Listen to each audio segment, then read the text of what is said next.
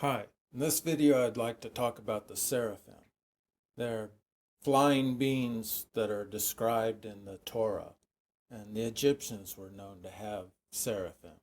So the reason I started thinking about people flying is I was studying irrigation features around New Mexico and realized that a lot of the reservoirs around formed goofy looking faces and animals. So I realized that for sure these were prehistoric features and that the Aztec iconography shows the same thing. Goofy faces formed out of dams and wells, and it shows here that there are burials under these dams. So I zoomed out and looked around this area some more and realized that this whole valley was like a Rembrandt painting. And my wife noticed this blue figure in the middle of a man walking away, taking his helmet off with his right hand. And it's all made out of blue rock. I've been out there, and this rock is from mountains several miles to the north. Anyways, when I was looking at this kind of picture, that I realized with the perspective and the proportion and the color, that these were expert pieces of art that people must have been viewing from above. So that's what got me thinking about how did people view these from above. And basically the only thing I could come up with was balloons and different paragliding devices. As I was studying a nearby lava flow on Stallman Farms that has a couple runways on it, I started seeing these images made out of the lava rock of people being towed on sleds or skis, being drug along and apparently dragging a parachute or something behind them.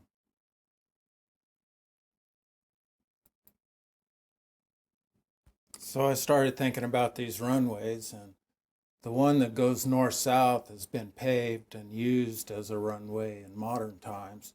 It's on level ground. But this runway that goes from west to east, it's on a slope. Not only that, but it's built up into a ramp at the west end. So someone was trying to get speed on this runway. There are several of these sort of runway features around southern New Mexico that I've discovered that are on slopes. And if you were building a modern runway for modern airplanes, you would not build it on a slope. You want level ground. Also nearby in the Oregon mountains, I discovered this geoglyph showing a guy flying a device that has a wing and a parachute behind that or above that, showing how these devices were made. And in Brazil, this forest, you can see the guy holding two control devices in his hands, and he's wearing this device on his back that's the inner wing that probably has a parachute behind it. After discovering all these things, I just knew that if I went and looked at prehistoric art, there must be depictions of people with wings or flying. And sure enough, all over, prehistoric art from all over the world shows people with these artificial wings. Even people wearing high altitude suits of some sort.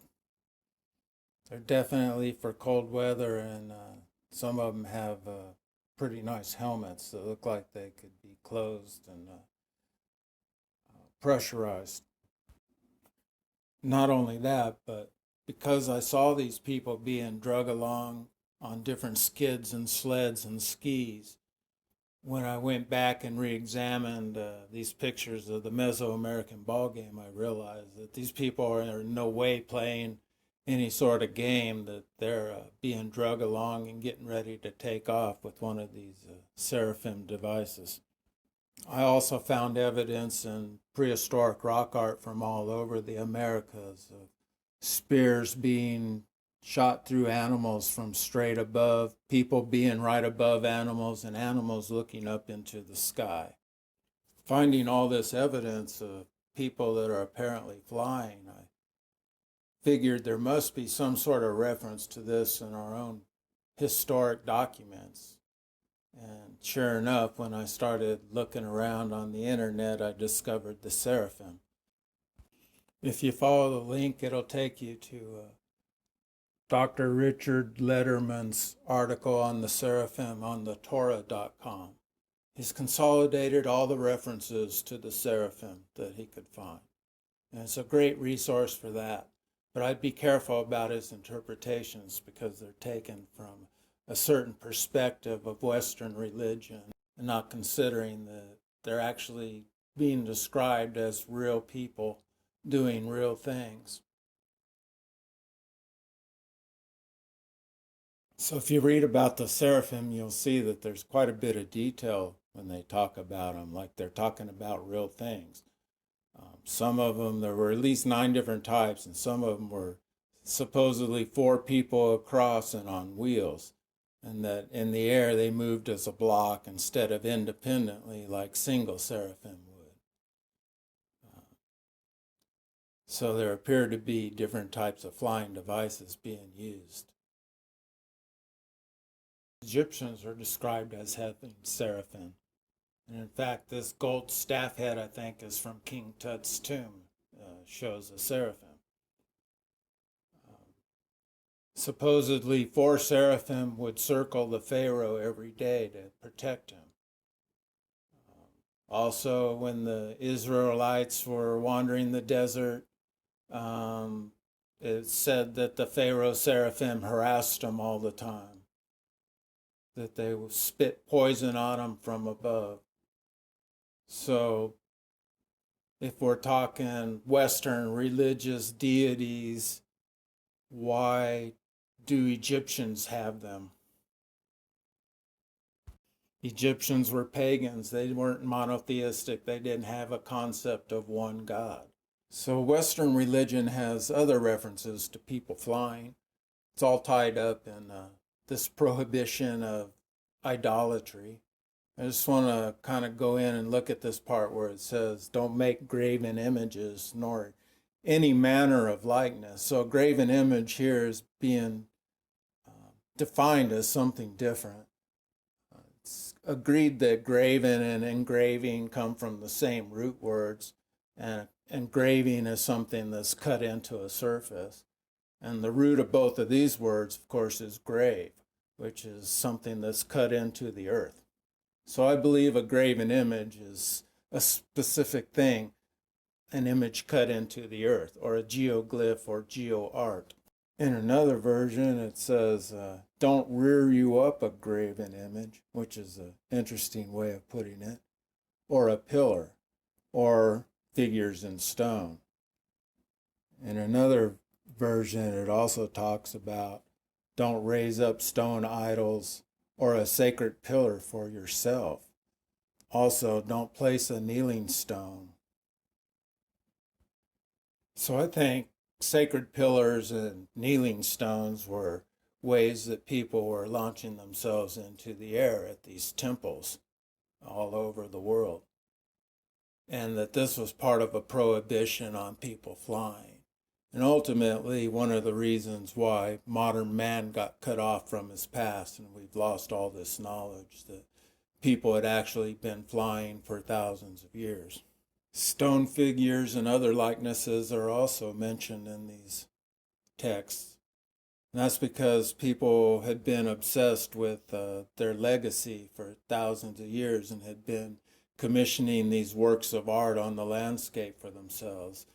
And you can see when you go out in the mountains around southern New Mexico that there are heads carved out of stones and mosaics on the ground and other works of art to honor these people.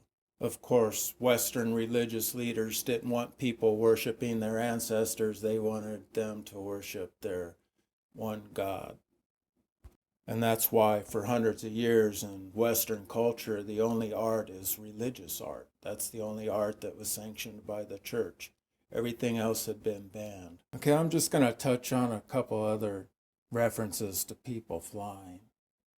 And the Book of Enoch, which I think is one of maybe the Gnostic texts, a Christian text from the 4th century, reported large beings from the sky, each 300 cubits. They were called watchers and were supposed to stay in the sky. but they came down and bred with the women. They also introduced advanced sciences and technology. So here's an advanced group of people who are in the sky. Zoroastrian religion. Zoroaster comes down in this winged flying device in Iran. Even in Viking lore, it's another example. Odin comes into the area with advanced metallurgy and technology and advanced agricultural techniques. And Odin is reported to have had ravens who circled the kingdom every day and reported back to him what was happening. So I don't know why there would be all these stories of people flying around and actually doing things that you would do if you were able to fly around and scout out your kingdom. Finally, I wanted to mention these other stories and icons we have about people flying. We have witches and warlocks flying on broomsticks. We have genies flying on magic carpets. We have winged animals like winged horses and winged lions. And then finally, we have the story of Icarus, who flew too high and burned up.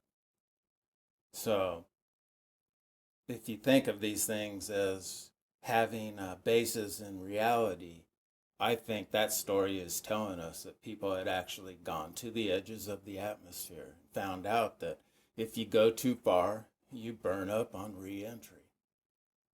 I know that sounds outlandish, but we underestimate how far these advanced tribes of people came. It's actually Western cultures that were the primitive people that didn't understand the technologies of these pagan cultures. So they called them witches and warlocks and said that they were users of black magic. So the fact that ancient people were flying is pretty well supported in their art and in these geoglyphs I've found. It's also supported by all these figurines of people wearing helmets and suits that look like they're meant for high altitude flying. We also have carvings and images of people in what appear to be rocket-like ships. So you can either look at this as coming from somewhere in reality, or you can just say it's all gods and goddesses or make-believe mythology, fantasy, whatever. But the fantasy is what we're being taught about prehistory.